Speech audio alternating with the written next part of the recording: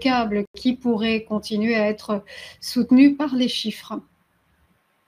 Oui, alors l'inflation au Royaume-Uni est sortie donc plus forte que prévu, hein, et la croissance des salaires continue de ralentir, mais cette dernière reste encore trop élevée pour conforter la Banque d'Angleterre, hein.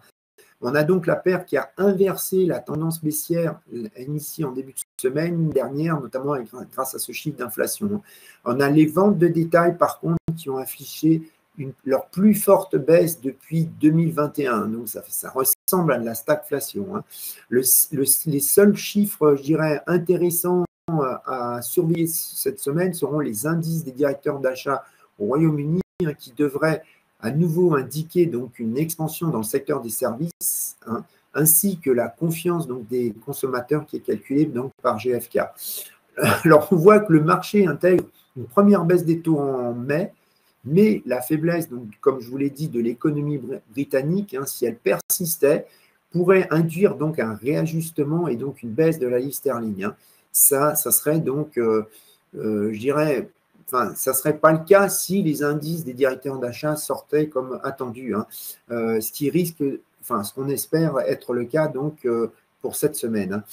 Au total, on a les traders institutionnels, pardon, sur les swaps Sonia.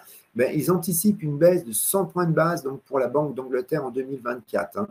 Alors, ne pas oublier aussi, on pourrait avoir un autre soutien donc, de la livre sterling qui pourrait venir de la publication des finances publiques pour décembre, hein, ce qui permettra de savoir quelle marge de manœuvre va disposer le chancelier M. Hunt, hein, pour des baisses d'impôts dans le budget de mars prochain.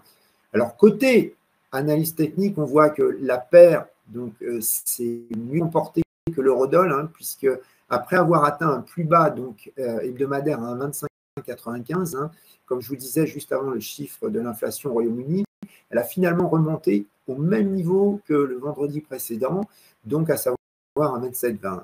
Alors comme support, on a 1,2595, 1,2610, hein, c'est le plus bas de la semaine dernière et le plus bas post-non-farm payrolls. Plus bas encore, on a 1,2480, 1,25, hein, c'est une ancienne zone de résistance que l'on avait visitée en septembre, hein, qui est devenue support début décembre. C'est aussi le ratio 50% de Fibonacci, donc entre le plus haut de 2021 et le plus bas de 2022. Et côté résistance, par contre, on a 1,28, hein, c'est donc un niveau qui avait été vu en août dernier et qui a aussi été testé brièvement donc à la fin de l'année dernière, le 28 décembre.